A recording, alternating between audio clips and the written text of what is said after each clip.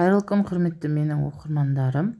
Бүгін сіздерге қытырлақ тауықтың етінен жасалған салаттың жасалу жолын көрсететін боламын. Алдымен тауықтың төс етіне тұзымызды сеуіп дайындап қоямыз. Достар, егер менің каналыма тіркелмеген болсаңыз, қоңырауша белгісін басып тіркеліп алыңыздар. Одан кейін кляр жасаймыз. Сүтімізге жұмыртқа, ұнды барлығын жақсылап араластырып аламыз. Ішіндегі ұнның түйіршіктері кету керек. Одан кейін ұнды алып, ұнға тауықтың төс етін батырып, оны клярға және панировочный сухариге батырамыз.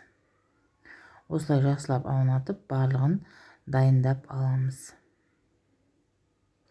Тауықтың төс еті өте тез піседі. Табаға май құйып, жақсылап қыздырып алғаннан кейін, тауықтың төс етін екі бетін қызарғанша қуырып аламыз.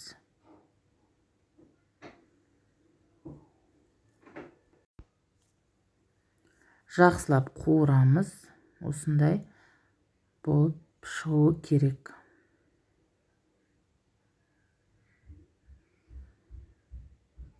Оттың асты орташа температурада тұрғаны дұрыс. Енді осыларды қуырып болғаннан кейін шампиньондарымызды сол майға қуырамыз. Оны да қызарғанша жақсылап қуырып аламыз. Шампиньондар да тез піседі. Осылай қызарғанша қуыру керек.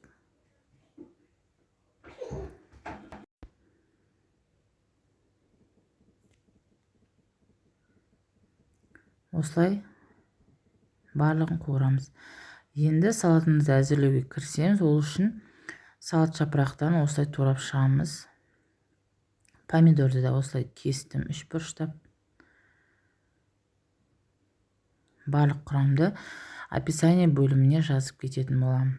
Қиярды да осылай 3 бұрыштап кесіп шықтым. Шампиньондарды үстіне салдым. Үстіне енді майонезді 2 ас қасықтай және осындай сладкий соус бар. Сол екеуін араластырамыз. Барлық супермаркеттерде сатылады. Достар, менің видеомды соңына дейін қарап, лайк, комментарий жазып кетсеңіздер. Енді осы дайындалған соусты салатымыздың үстіне құйып, жақсылап араластырып шығамыз.